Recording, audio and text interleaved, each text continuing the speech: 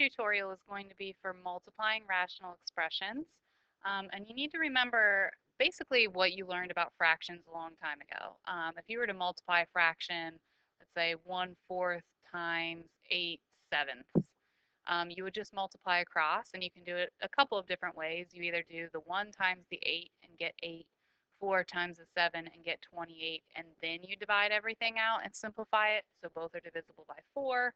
So we could say that 8 divided by 4 is 2, and 28 divided by 4 is 7. You could do it that way.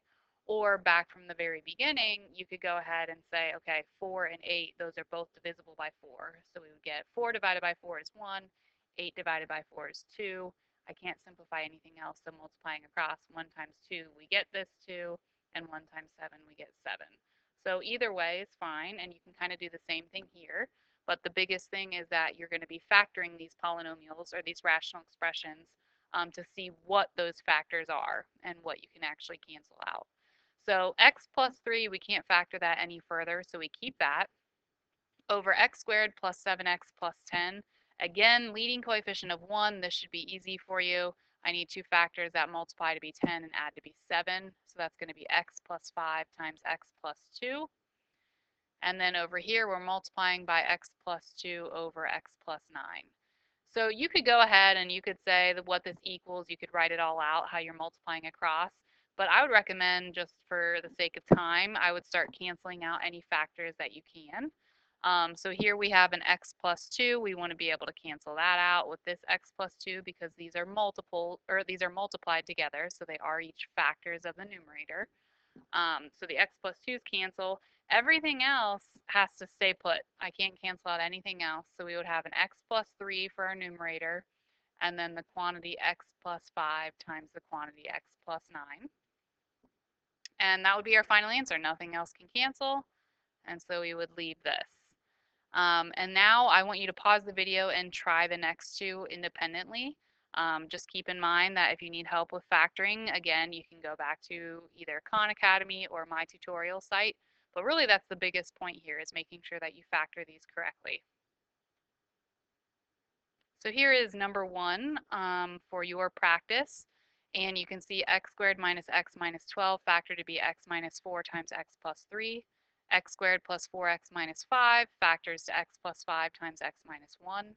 The x plus 5 is up in the numerator here, and then x squared plus 2x minus 3 factors to x plus 3 times x minus 1. The x plus 3's can cancel with one another. The x plus 5's cancel. The x minus 1's do not cancel because they're both in the denominator. So instead you have x minus 1, the quantity squared, in the denominator. And I recommend just leaving it like that. Sometimes people want to multiply it out.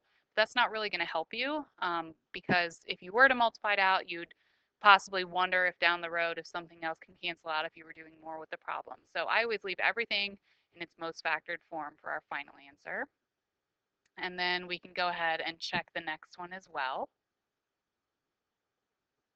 So here is number 2, and you can see exactly how everything is factored here. The biggest thing is just making sure that you have it factored correctly, and then you cancel out what's only factors. You know, like in my final answer, I can't cancel this x with this x because those aren't factors of the denominator.